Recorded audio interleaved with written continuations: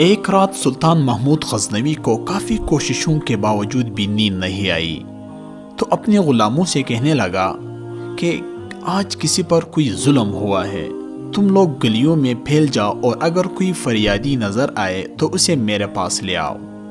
تھوڑی دیر بعد وہ سب واپس آ کر کہنے لگے، سلطان ہمیں کوئی بھی فریادی نہیں ملا، آپ آرام سے سو جائیے۔ سلطان کو جب پھر بھی نیند نہیں آئی تو وہ کپڑے بدل کر خود محل سے باہر نکلا۔ محل کے پچھواڑے میں حرم سرا کے نزدیک انہیں کسی کی فریاد سنائی دی، اے اللہ، سلطان محمود غزنوی اپنے مصاحبوں کے ساتھ محل میں عیش و عشرت کی زندگی گزار رہا ہے اور محل کے عقب میں مجھ پر یہ ظلم توڑا جا رہا ہے۔ سلطان نے کہا، کیا بات کر رہے ہو؟ میں محمود ہوں اور تمہاری فریاد رسی کے لیے آیا ہوں، مجھے بتاؤ کیا ظلم ہوا ہے تمہارے ساتھ؟ آپ کے خواص میں سے ایک شخص جس کا نام میں نہیں جانتا ہر رات میرے گھر آتا ہے اور میری بیوی پر ظلم و تشدد کرتا ہے۔ اس وقت وہ کہاں ہے؟ شاید اب وہ چلا گیا ہو، دوبارہ جب وہ آئے تو فوراً آ کر مجھے اطلاع کر دو۔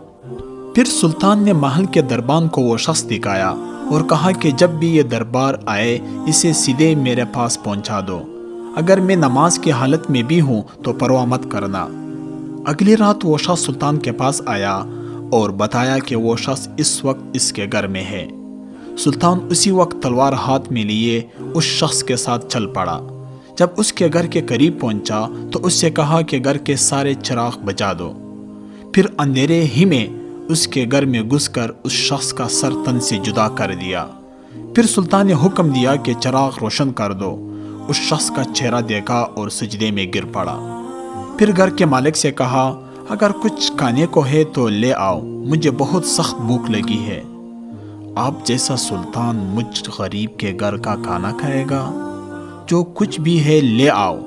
وہ شخص ایک سوکھی روٹی اٹھا لایا جسے سلطان نے بڑی رغبت سے کھایا۔ وہ شخص سلطان سے پوچھنے لگا کہ چراغوں کو بجھانا، سجدے میں گرنا اور روٹی طلب کرنا، آخر ماجرا کیا ہے؟ سلطان نے فرمایا، میں نے جب تمہاری داستان سنی تو سوچا کہ میری سلطنت میں ایسا ظلم کرنے کی ہمت صرف میرے کسی بیٹے کو ہی ہو سکتی ہے۔ اندھیرا کرنے کو اس لیے کہا تھا کہ پدرانہ شفقت میرے انصاف کے راستے میں حائل نہ ہو جائے۔ چراغ جلنے پر جب میں نے دیکھا کہ وہ میرا بیٹا نہیں ہے تو میں نے سجدہ شکر بجا لایا۔